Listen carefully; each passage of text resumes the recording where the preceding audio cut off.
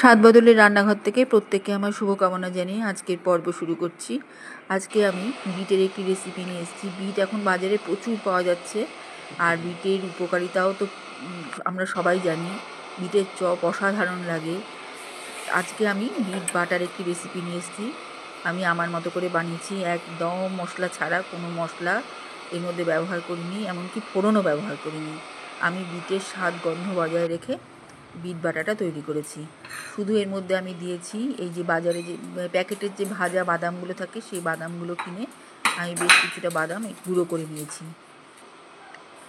এখানে বিট আর বাদাম আছে।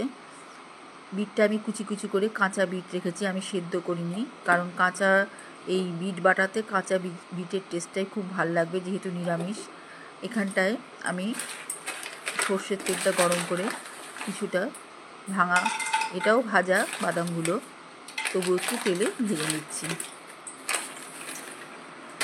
বাদামটা একটু তেলে ভেজে নিয়ে নাড়াচাড়া করে নিয়ে আমি তুলে রাখবো।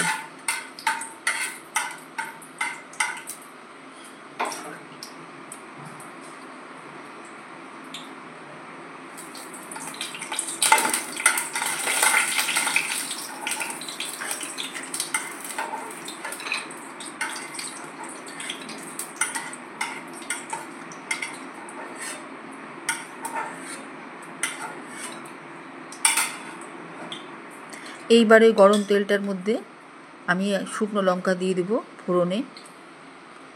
এখানে আমি রান্নাটায় আমি পুরো কাঁচা লঙ্কা ব্যবহার করিনি, শুকনো লঙ্কা দিয়েই করেছি রান্নাটা। কারণ আমার মনে হয়েছে এর মধ্যে কাঁচা লঙ্কাটা খুব একটা ভালো যাবে না, কেননা আমি যেই প্রসেসে করেছি তাতে কাঁচা লঙ্কা ভালো লাগবে না। এখানে আমি শুকনো লঙ্কাগুলো একটু ভেজে নিচ্ছি, আর নিচ্ছি কাঁচা বিট। আমি বেটে রেখেছি, এটা সেদ্ধ করা না, বিটের রস শুদ্ধ বিটটা আমি গরম তেলে ঢেলে দিয়েছি।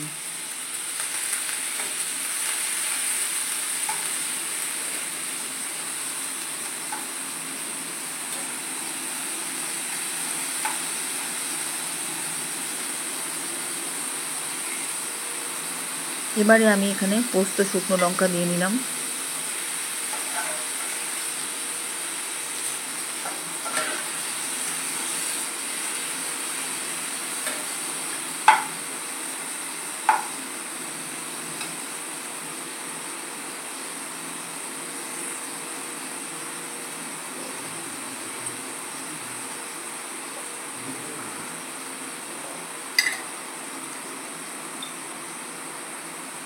লবণ দিলাম,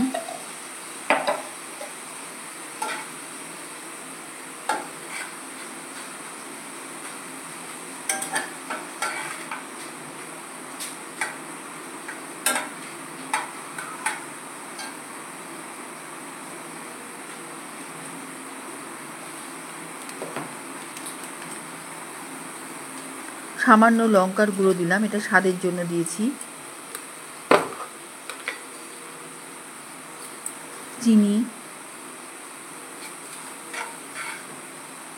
এভাবে বিটটা মোটামুটি হয়ে এসছে। এই স্বাদগুলো এর মধ্যে মিশতে থাকবে। এখনও বেশ একটা রসলো রসলো ভাব আছে, এই অবস্থাতেও খেতে ভাল লাগে, আর আবার একটু কুক হলেও খেতে ভাল লাগবে। এর মধ্যে কোনো রকম মশলা ছাড়া এটা আমি বানিয়েছি। এবার আমি এর মধ্যে চিনি দিয়ে দিচ্ছি, স্বাদ মতো চিনি দিতে হবে এর মধ্যে, কারণ এটা একটু মিষ্টি মিষ্টি ভালো লাগবে।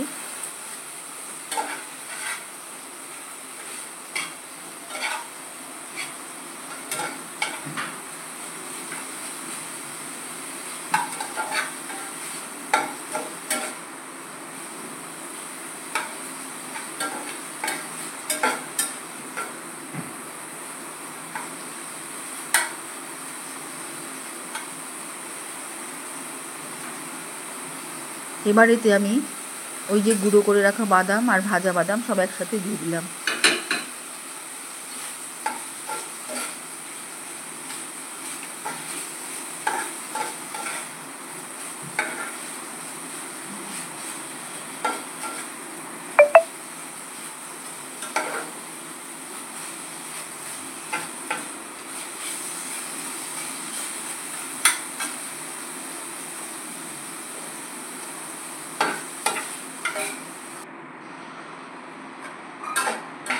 এইভাবে আমি এটা তুলে নিচ্ছি, কারণ এখানে আমার আর দেওয়ার কিছু নেই।